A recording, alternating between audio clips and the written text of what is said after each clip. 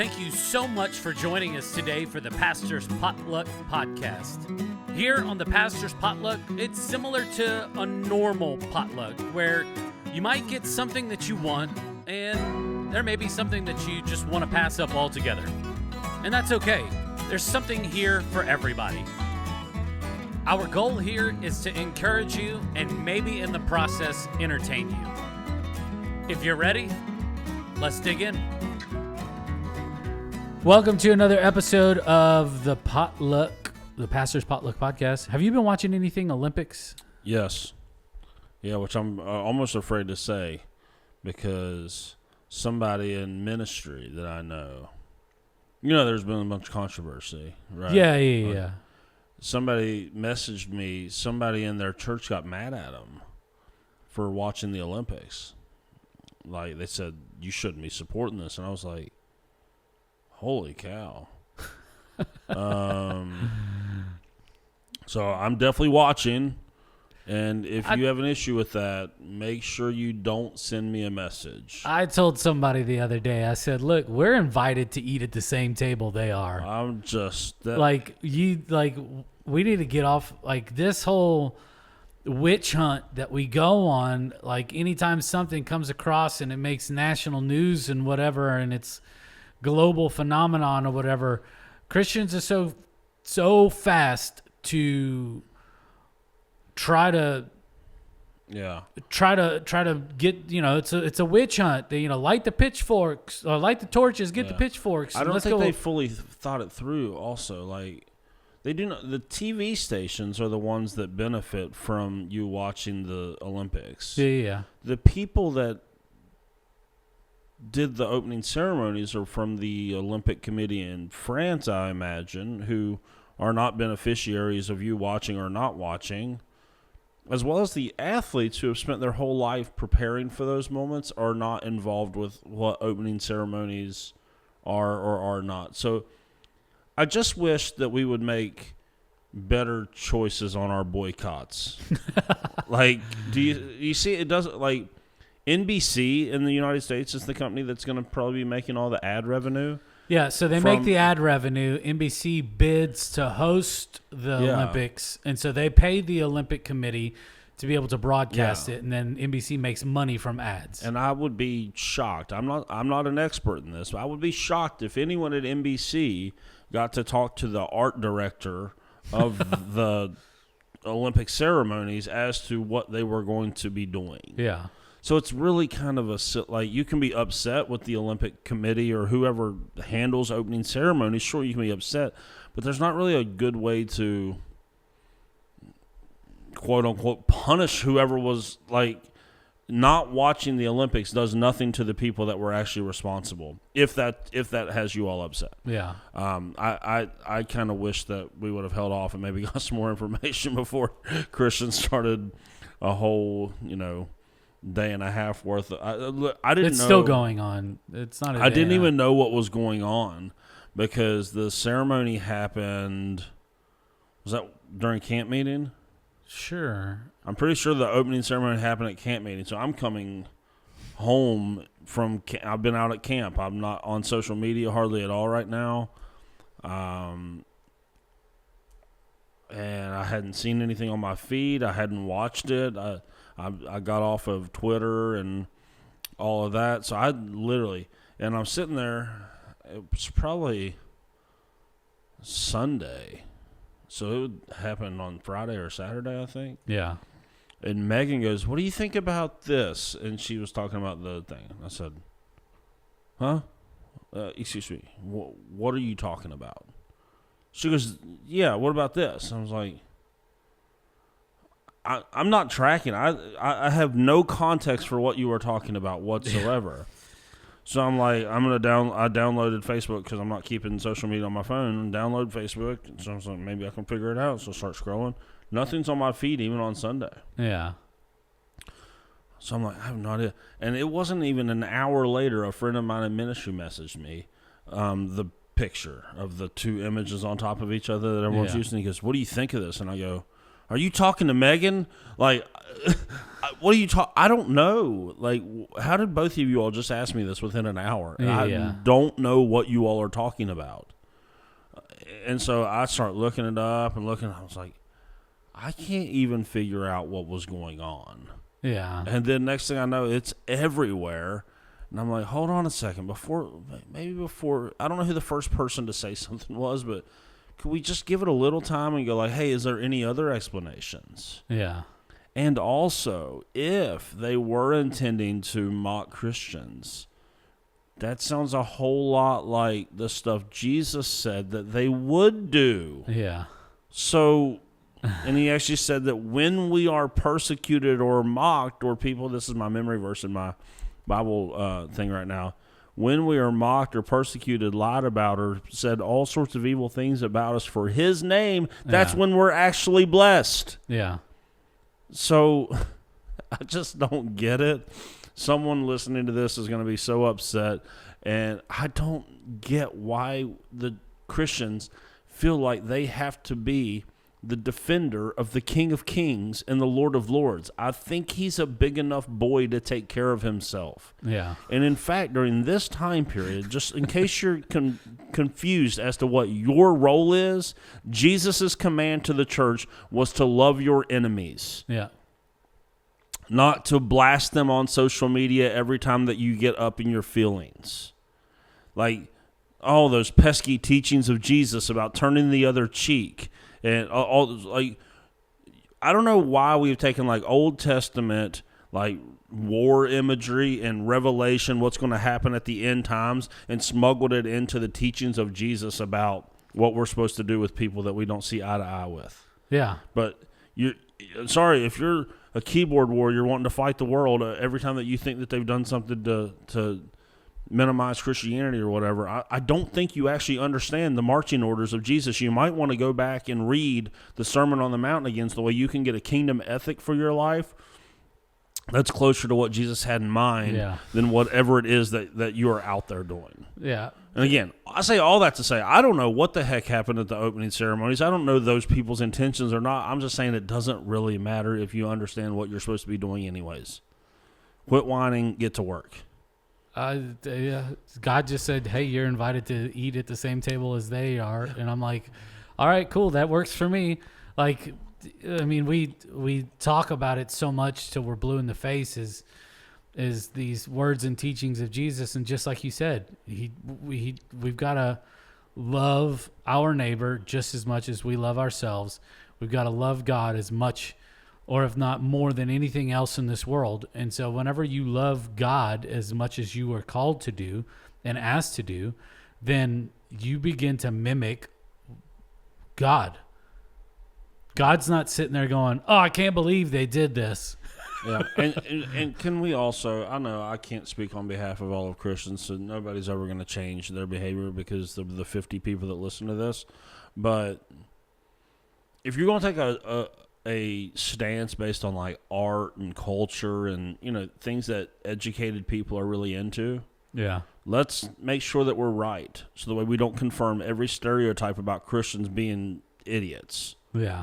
And like, let's make sure that we're right, so the way it doesn't go, see all those uncultured Christians that can't, like, they don't know anything from a textbook, like they're just totally out of touch with it. Like, maybe we could just slow down and not confirm every stereotype that the world has about us every time we turn around, because we don't know how to control our emotions. Like, well, they take scripture and they say, oh, God wants us to talk about and call out evil and stuff like that. But he wants it to be done from a situation of, hey, if this is a Christ follower and you see somebody like screwing up, like, it's okay to pull them aside and just say, hey, this is some stuff that I'm noticing, do it out of love, not, oh, I can't believe, I will never, I'm going to do this. And you know what I'm saying? Like, we get so frustrated and angry at some of the silliest stuff in the world. The sentiment of the early church was, what business of mine is it what those outside the church are doing? Yeah. That's in the New Testament. That's, are we as Christians, are we supposed to influence culture for the kingdom of Christ? Absolutely. Yeah. But that doesn't, like, you're not influencing culture every time you call foul when sinners sin or when unbelieving people act like unbelievers. Yeah. In this case, whether they did it or they didn't do it, it really isn't the issue whatsoever. Our witness is always the issue. And in most cases, our witness looked ridiculous. Looked absolutely ridiculous. And those of us that It's pretty bad. have a reasonable way of connecting with non-believers, you make our job so much more difficult when you go and behave like this. Because whether they did it or they didn't, you are off mission if you think taking to social media every time you're offended is what the New Testament called you to.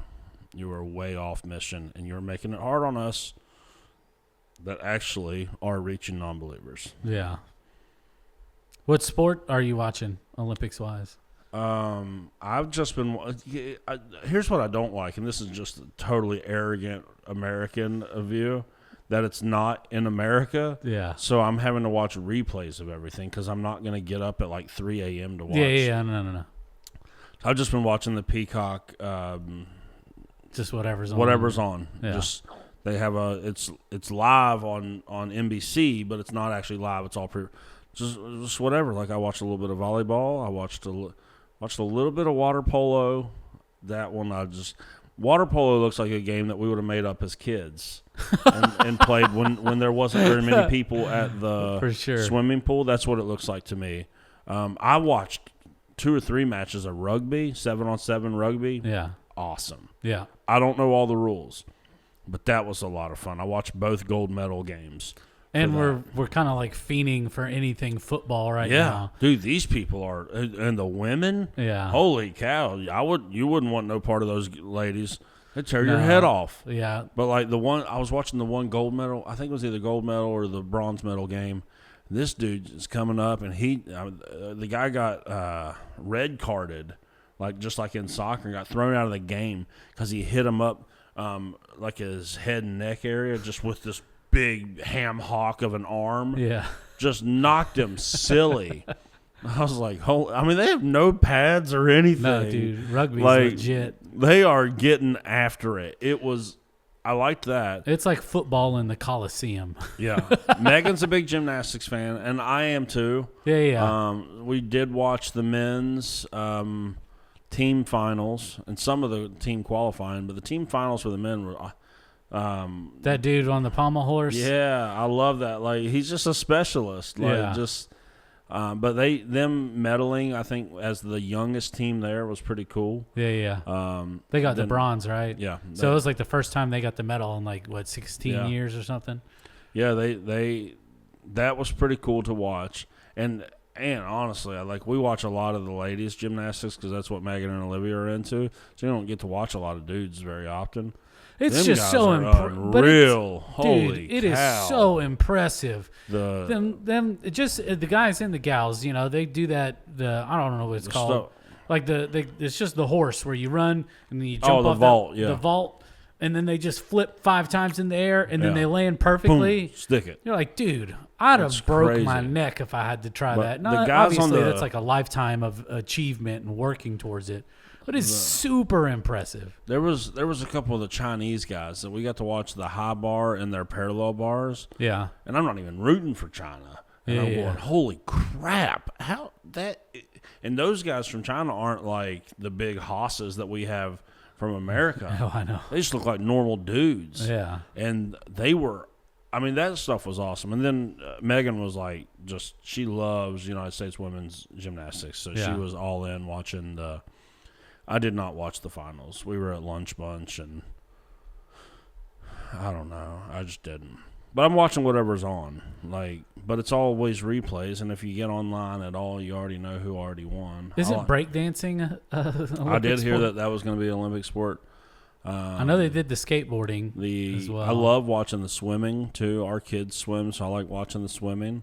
Dude, that Katie Ledecky lady, she just won another gold. Yeah. And by a football field. Yeah. She was killing it. So I like watching it all, though, to be honest. Like, I think it's a cool event. People from all around the world competing in all these different things. I just think it's cool. I will watch sports that I never will watch the rest of the 4 years. The next 4 years. It's like if the United States is in it, like I want my country to do good. Yeah. Like, period. Like, there was one of the finals for something, and our girl got last place in it. And I told Megan, I said, dude, we don't do that. Listen. America doesn't get last at the Olympics. No. Like there was 8 people made this swimming final, and she got 8th, and I was like, absolutely not.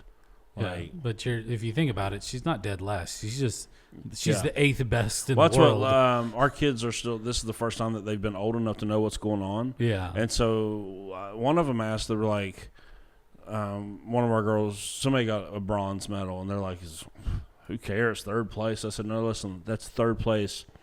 In the world. Yeah. Like, out of 8 billion people. In the world. Like, because they all had local competitions that got them to national competitions. That got them to, like, 3rd place. You're the 3rd fastest freestyle swimmer in the world. Yeah. So, yeah, getting a bronze medal is not as cool as a gold medal, but it's like a ridiculous deal. Like, it's huge. Like, I mean, if you think about it, per event, there's only 3 medalists per event. Yeah.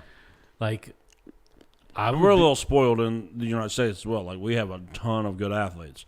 But, like, I remember But we also have a ton of participation trophies as well. Yeah, we do. But on the Nate Land podcast, I was listening to this. They were talking about the Olympics.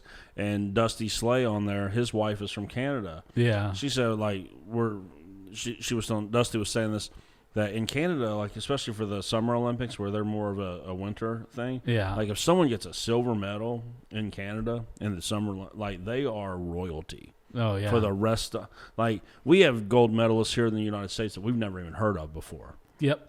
But they said in Canada, you get a silver medal, and, I mean, you own the country. Yeah. Like, it's that big of a deal. For sure. And they're all printing money with your name, with your face on it. Yeah, like, you're a big deal. Like, I thought that's a really unique perspective. Because, gosh, we're going to win, dozens and dozens and dozens and dozens of gold, silver, and bronze medals. Yeah. Like, there's a guy from St. Albans that has multiple gold medals. Really? Yeah. Rick Barnes. Last name was Barnes. He was a shot putter, I believe. He's from St. Albans. Won 1 or 2 gold medals from St. Albans. This year? No. This was when I was growing up, probably back like 96 Olympics. Are they doing the track and field events already? Yeah, they've started some of them. I thought it was wild. That rugby stuff, it was on the second day of the Olympics. They were already in the gold medal match. I was like, yeah. How the heck did they do all them matches? Like, they played 2 or 3 pool play games or pool games, and we're already at the gold medal match on the second day of the Olympics. Yeah. But that sport is only 2 7-minute halves because it's so intense. Oh, yeah. I mean, you're floating around for 7 minutes. Yeah. I was like, holy cow, that's wild. So, I look, don't there's judge some me. events don't send that me a message. I'm loving the Olympics. Yeah, there's some events that I don't really understand. Like, I mean, I get that they just leave them in there because I guess it's just tradition. Trampoline. Is there a trampoline one? Trampoline gymnastics, yep. Well, yeah, that's one I guess I would never understand. Rhythmic gymnastics? I don't get that one. Where they're doing, like, dances and stuff? Look, I'm going to come under a lot of fire for this, but I don't really care who's the fastest runner and can jump over hurdles.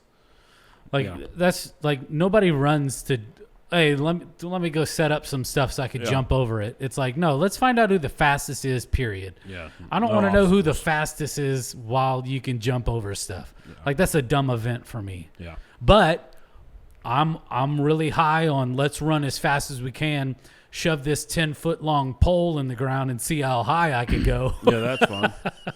Yeah. So, long story short, I'm having a blast watching the Olympics whenever I get to. I haven't got to watch it very much. Yeah. It'll be over before you even know it. Yeah.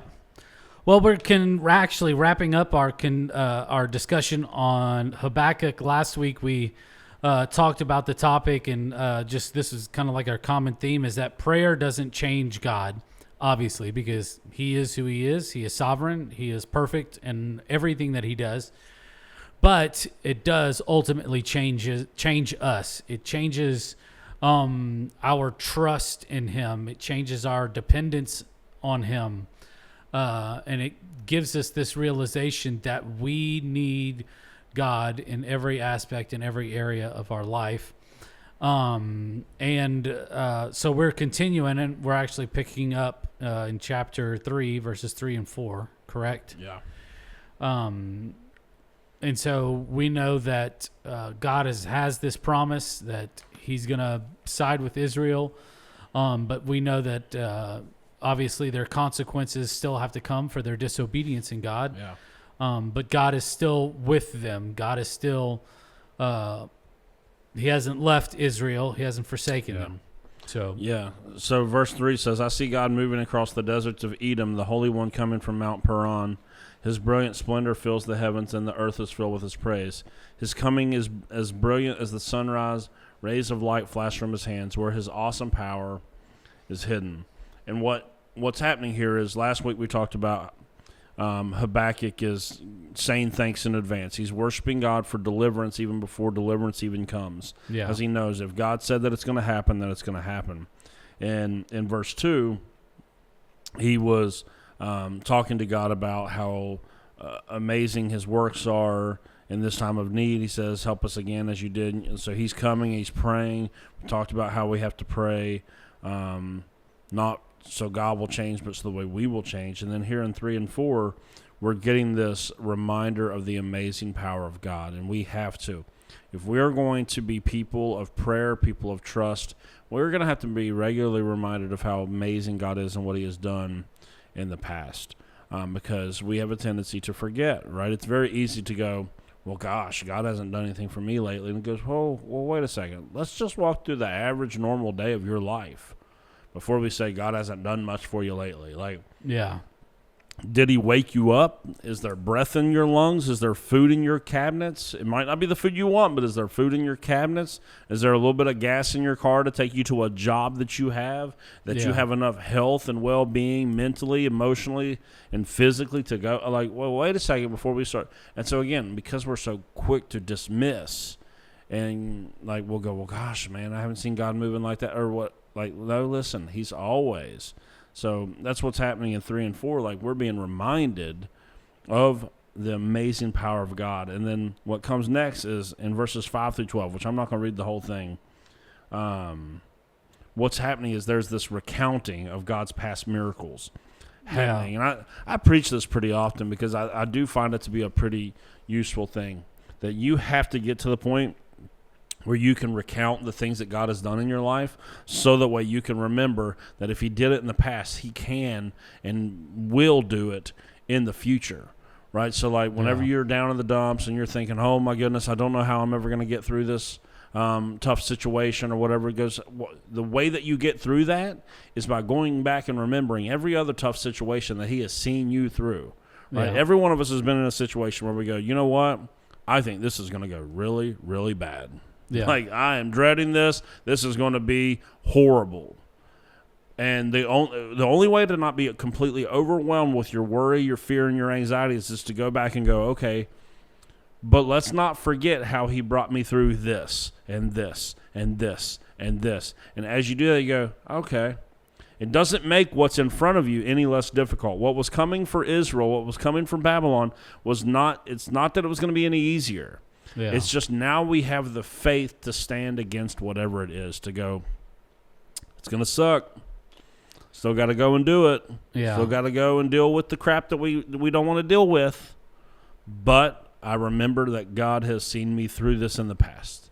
He did this, he did this, he did this, he did this. And if he did all of that, then that means that even though this will be hard, that there's still hope in that situation. Yeah, I said this whenever Will and Jake were on several weeks ago, and I've said it from the stage. It's, obviously we should be looking forward and ahead of and be anticipating of what God's going to do in people's lives and whatnot.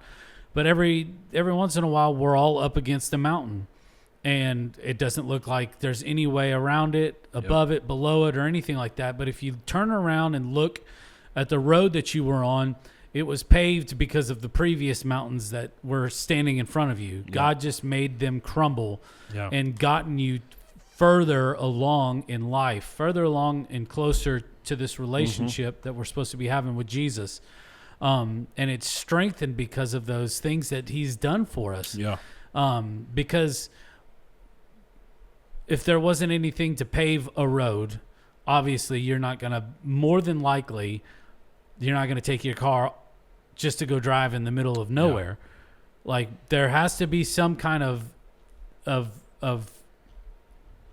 aggregate or something to pave a road so the car that you are driving in is riding on smooth ground. Yeah. And that's the same thing with our walk. Most of us are not just going to go out and just go walk around in the wilderness and hiking and stuff like that. But the places that we do walk, whether it's on a sidewalk or, go run around a gym or whatever, something had to come down for those areas to become smooth and for us to enjoy them, walking paths and stuff like that. And so the same thing is with our relationship with Jesus. Yeah. Like, it's everything before Jesus was just rocky and tumultuous. Yeah. And then the day that we became a Christ follower, things they tend to get a little bit easier. Yeah. We're not free from situations that are going to be worrisome and all that other good stuff. But like God's faithfulness, if we could just turn around and look at what he has paved for us to be walking on in this and taking our next steps on the on our faith journey. I've always had the tendency to think that whatever it is that I'm getting ready to face is going to go as bad as possible. Like every time that there's something difficult that comes up in my life, I go, this is how I see it ending, and it will be just doomsday. Yeah. Like just whatever the worst possible out. And I remember like I've gone through counseling in situations with that, and I'll share that, and I'll get challenged by people. They'll go, but I know that that's an option, that it could go that way, Scott, but are there any other options? Like, have you ever even entertained the idea that it could go well? Like, you've covered how bad it could go, but have you spent any time in your preparation for facing this? Yeah. Thinking, but what if it actually goes good? What if like God does something miraculous? Like you cover all the negative, but do you ever think about? And I was like,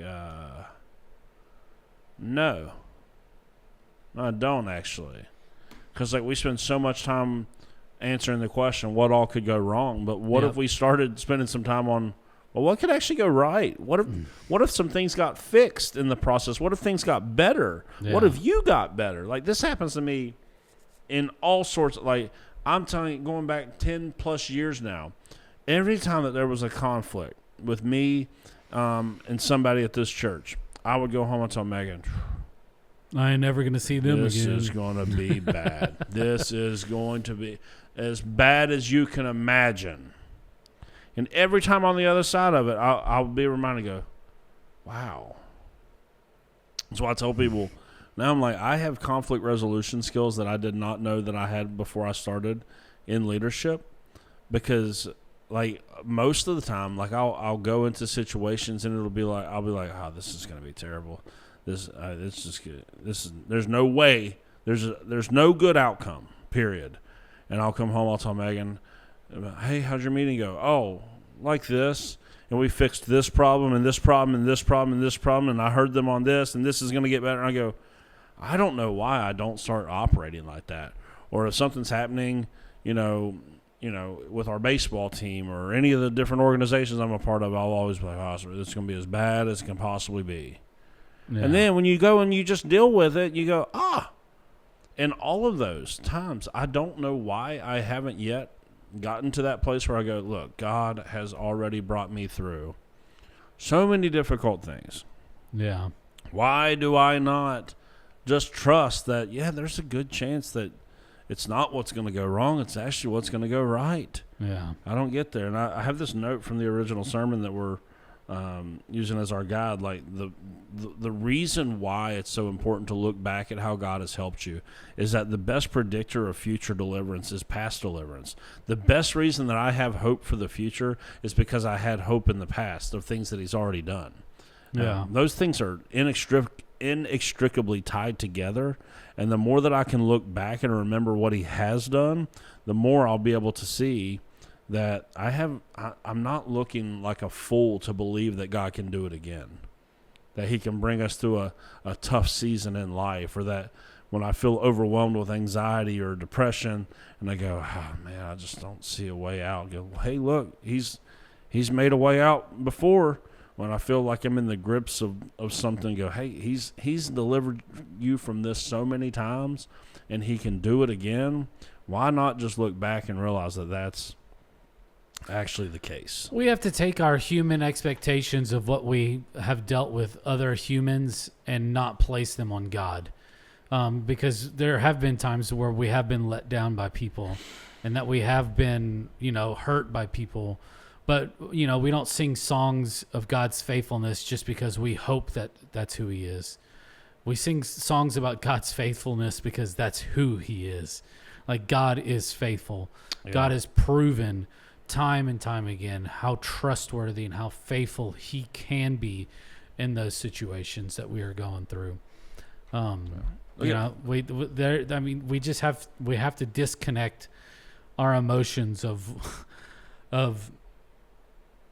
what has been done to us by other people and not cast them onto what God and think that God's going to let us down. Yeah, and remember, just because something failed or went horribly in the past doesn't mean that it's going to always do that either. Because the funny thing is, there's always going to be this one situation that we'll sweat over, and then God's just like, no, that's an easy fix. Like, here you go. Yeah. It didn't. It's like, hey, it might have failed or gone horribly wrong in the past because you were a different person then. Yeah. That doesn't mean that it has to go bad this time. Maybe you're a different person ready to handle that, whatever it is that's coming your way, whatever the situation might be. Like, it doesn't mean just because it failed or went horribly in the past that it's not also. So it's not one of those, well, you look back, it went good, so it's going to go good in the future. You look back, it went bad, it's going to be bad. Yeah. No, that's not the case at all. And then if you skip down to verse 16, like but before that, there's some promises that Habakkuk's looking at. But then in verse 16, he says, I trembled inside when I heard this. My lips quivered with fear. My legs gave way beneath me, and I shook in terror. I was quietly waiting I will wait quietly for the coming day when disaster will strike the people who invade us. Like Habakkuk, when he looks at the situation, he goes, I know Babylon is coming. And he's overwhelmed with his feelings and fear. And he could depend on those things, or he can depend and trust the God that's already brought Israel through so much. Yeah. The one that's already been so good to his word over and over and over. And so Habakkuk looks within and he's terrified.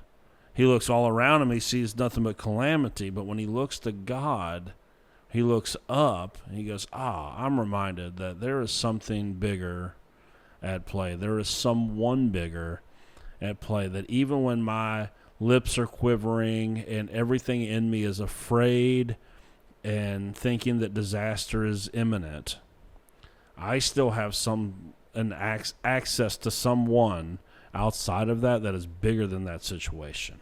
Yeah. He once again mentions he's waiting patiently on God, which we've talked about this whole series as being an absolute key. And that's waiting on God and trusting even when you can't see it, even when it looks like nothing's happening, even when it looks like you're kind of suffering by yourself and you wonder if anybody knows the stuff that you're going through. Like, just waiting on the Lord. And then verse 17 said, even though the fig trees have no blossoms, there's no grapes on the vines, even though the olive crops fail and the fields lie empty and barren, even though the flocks die in the fields and the cattle barns are empty. This is what Judah's going to look like whenever Babylon's finished with them. Yeah. Laid desolate, completely desolate and barren. He goes, even if the worst comes to pass, this is what he says, verse 18. This is remarkable. He goes, even if it gets as bad as you say it's going to get, as you think it's going to get, yet I will rejoice in the Lord. I will be joyful in the God of my salvation. The sovereign Lord is my strength. He makes me as sure-footed as a deer, able to tread upon the heights. Because even if everything goes horribly wrong, Yeah. even if everything falls apart, yet I will still rejoice. Because again, we talked about this in the last episode. God is worth worshiping and praising, not dependent on whether or not he works in the way that you wish he would work. Yeah. He remains worthy of praise simply because of who he is. And what he's already done. Absolutely. He's already done enough, especially in and through Jesus, Yeah. that whether or not you have to face calamity or calmness, he's still good no matter what. Like, Yeah. he's still good and worthy of praise. That's that moment where, we started this little mini series. Like, that's where Habakkuk's going, thanks in advance, God. I know it's going to be bad. Babylon's going to lay us to waste. Yeah. And even then, you're going to be good enough to worship. And so this is my final word from Habakkuk for y'all. And no matter what it is that's going on in your life, you have a God that's worth being worshiped and praised, even when it doesn't go your way, because he'll be there with you in the middle of it. Yeah. That's the hope that we get from Habakkuk, is not that bad things won't happen. They are definitely going to happen. All of us have a laundry list worth of things that we can look and go, I wish that hadn't happened. I wish that hadn't happened. I wish that hadn't happened in my life. I wish that person hadn't got sick. I wish that relationship hadn't crumbled. I wish that opportunity had gone, whatever it is. We all have those. Bad things are going to happen. Horrible things are going to happen. But we have a God in the midst of it worth being praised, because he's never going to leave you in the middle of it. Yep. Good stuff. Good stuff. Time for our mystery meat question. I've enjoyed this.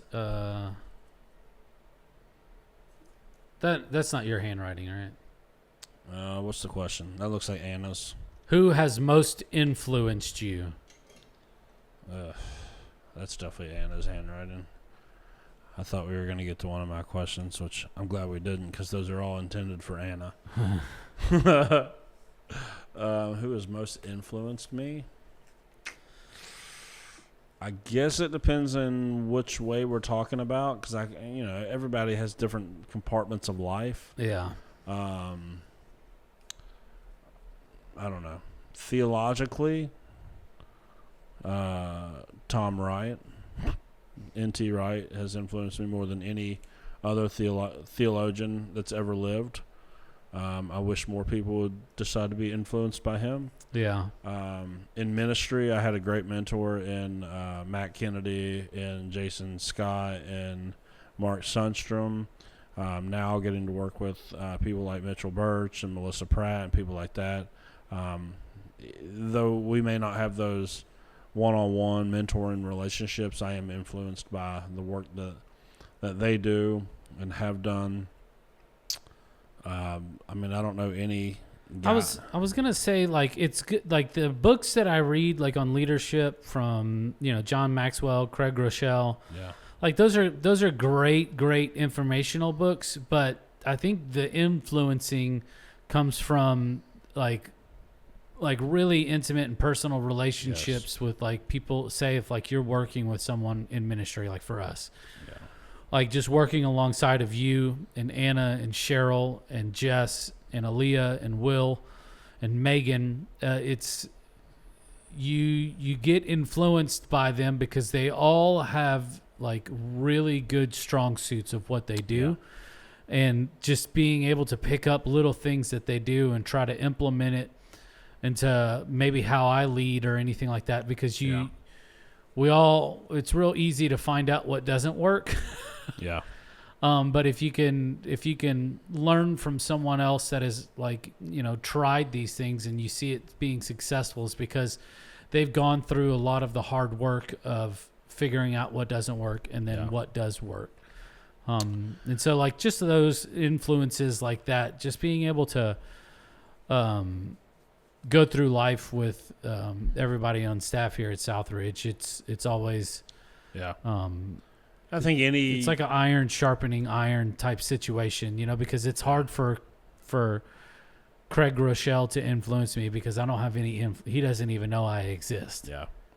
Yeah. And I think any good kid that had a good dad would say that they were influenced by their dad. Yeah. That's a big one for me. I even have like different areas of my life. Like I coach. Yeah. I've been really influenced by different people in their coaching. Like I coached with Will Samuel when Landon didn't even make the All-Star team for the first time. That was the first time we ever coached together. Yeah. Just so I knew he was good. He actually just got. I don't know if I can share all that publicly yet or not. But he's going to be a high school baseball coach. But I did that so I could figure out, because he had a really successful team. That's how, like, if there's stuff that you want to get better at, there's people that you just got to get yourself around people. Yeah. I have a couple really high level leaders here in our church that have led just massive stuff. And I go and have lunch with them. Like one of them I have monthly. The other one I'm getting ready to start having monthly probably, because they've done stuff in leadership that I've never done. Yeah.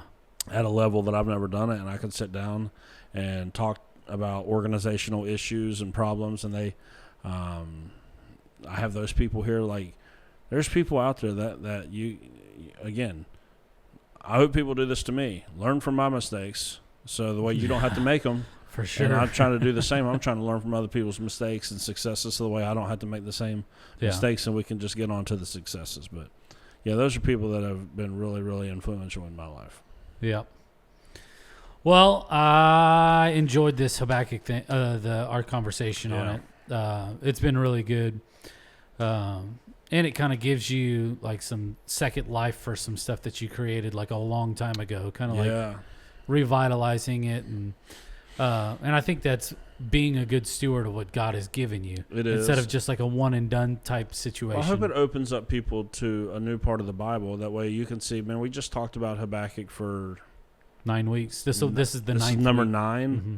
That's a 3-chapter book. Yeah. And people go, I don't know how to read the Old Testament. I don't get nothing out of it. Yeah.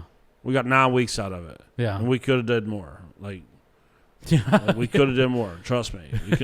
It's there. All the books of the Bible are there on purpose and for a purpose. You have to get around the right people or find the right resources or just spend enough time. You can get stuff out of it. So I hope that this even gives you a little bit of like, I could go read Amos. Yeah. And see that there's stuff in there that I can learn about my New Testament faith right now. I hope that it empowers you to do that.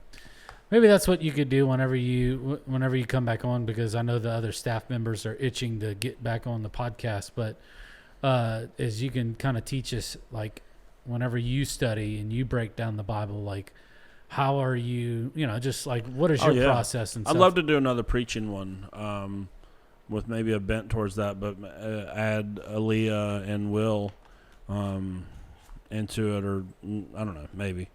But yeah, I this past week I have a chat with Cheryl, Will, and Aaliyah on our Google chat, and I was studying this week's passage. I knew what I was going to do, but I was like, I think I'm going to start doing this randomly.